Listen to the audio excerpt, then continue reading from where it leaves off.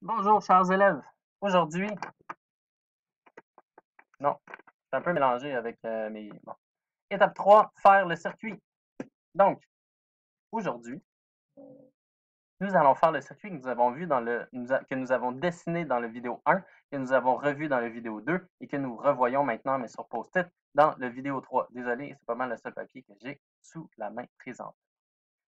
Alors, à quoi ça sert de faire le dessin avant de faire le circuit?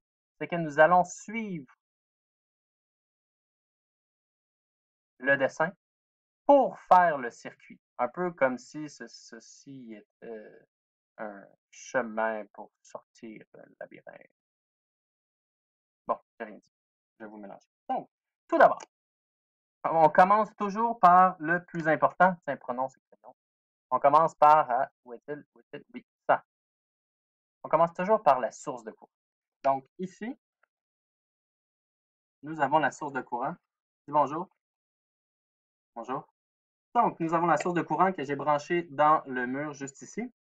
La source de courant, précédemment, dans le protocole, vous avez vu qu'elle devait être à 6 volts. Donc, ce qu'on va faire, c'est qu'on va venir sélectionner donc la petite roulette, on va venir sélectionner 6 volts.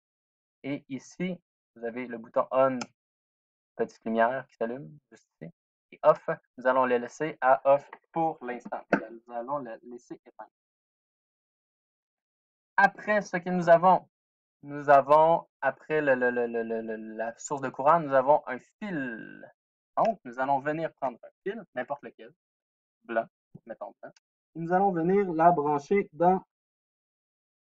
Vous devez vraiment avoir du tonus. Là. Vous rentrez la chose avec allégresse.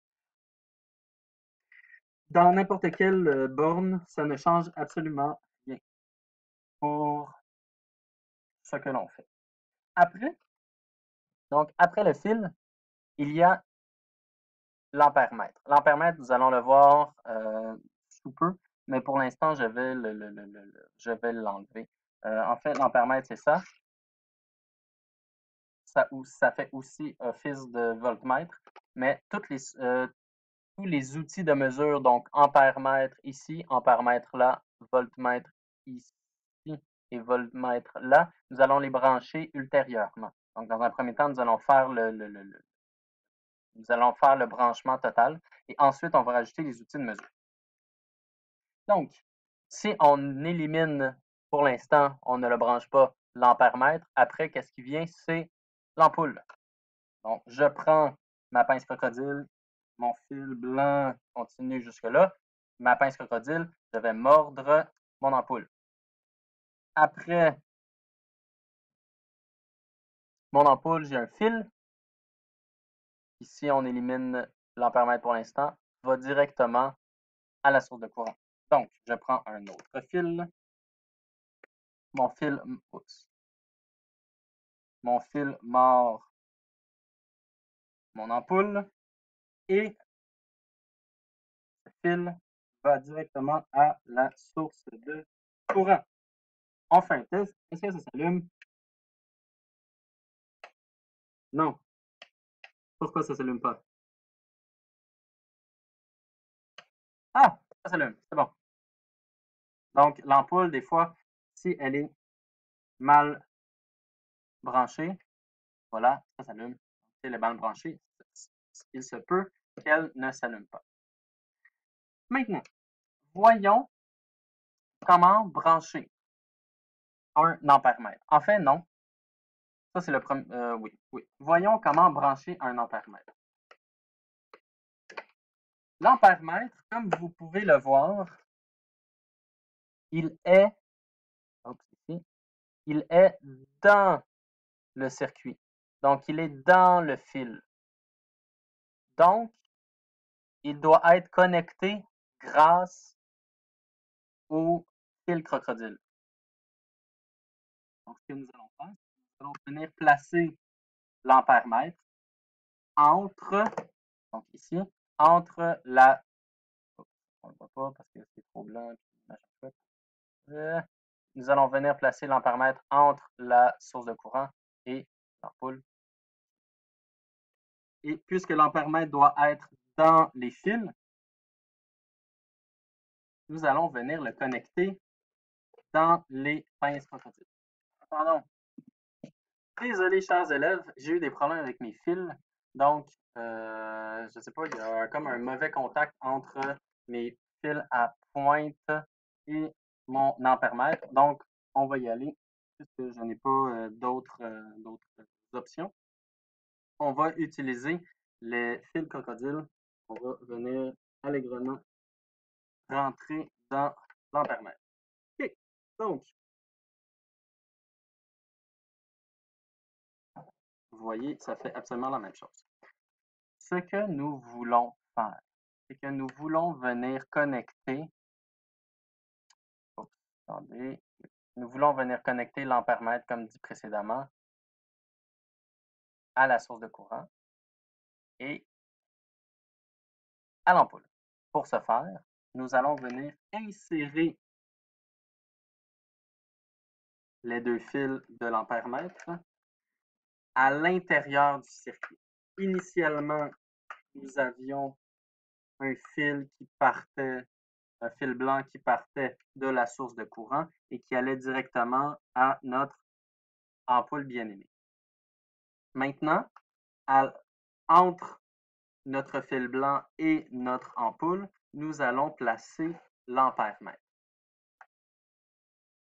L'ampèremètre, comme je vous l'ai dit précédemment, vous branchez les fils que vous allez avoir qui vont ressembler à ça, donc avec les pointes. Vous allez les brancher dans le premier et dans le troisième trou. Et vous allez venir en laissant celui du milieu vide. Vous voyez, oui, non, oui, celui du milieu est vide. Et vous allez venir, choisir le 10A. Donc, mes deux fils, je vais venir en brancher un au fil provenant de la source de courant. Et je vais venir brancher l'autre à un autre fil qui va aller directement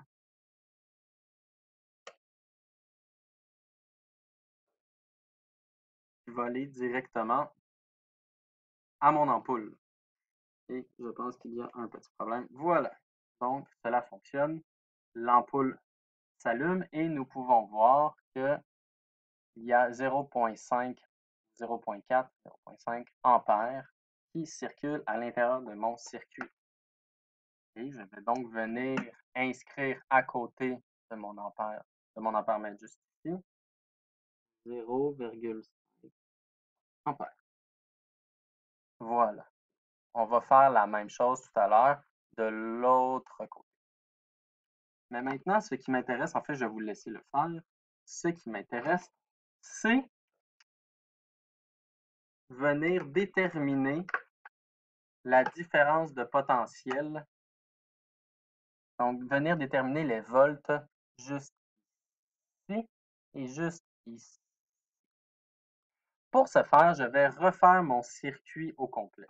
Donc, ma source de courant avec mon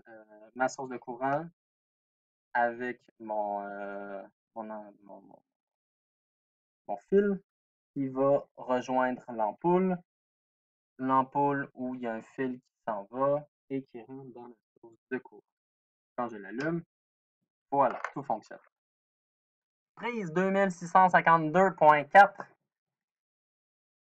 J'ai essayé de réparer. En fait, je pense que je pourrais encore le réparer. Mais bon, j'ai fait ce que j'ai pu. J'ai réparé mes fils électriques, mes connecteurs, donc tout devrait bien aller cette fois-ci. Donc, comme je l'avais spécifié dans dans le deuxième vidéo, mes fils viennent se connecter dans les deux trous du bas.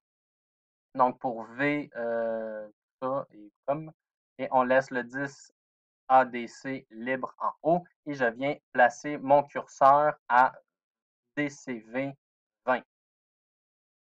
Les volts, comme je l'ai dit, je pense l'avoir dit précédemment, les volts se calculent en parallèle. Donc, j'ai juste à venir placer mes pics, ici, présents, aux bornes de ce que je veux calculer. Donc, dans un premier temps, nous allons calculer les volts aux bornes de l'ampoule et après, nous allons faire la même chose aux bornes de la source de courant. Donc, ce que je fais, je viens placer mes pics, peu importe dans l'ordre, c'est pas grave. Je viens le placer ici et ici. Et qu'est-ce que je lis? Nous pouvons voir qu'on lit 5,71 volts. Alors, je vais venir marquer sur mon circuit 5,71 volts. Voilà, 5,71 volts. Et ce qu'il me reste à faire, il me reste à venir calculer avec mon voltmètre encore l'intensité, la tension, donc la différence de potentiel aux bornes de la source de courant. Vous avez juste à trouver un morceau de métal. Donc ici, j'ai différents morceaux de métal. Donc j'ai les bornes, j'ai mes. Ouais, voilà, il y a des petites vis ici. Qu'est-ce que je viens calculer? Je viens rien calculer pendant tout. Il faut que ça donne un chiffre. Ah, attendez. Oups. C'est un peu difficile de calculer quelque chose et de tenir un voltmètre en même temps. Mais bon, ce que je viens trouver,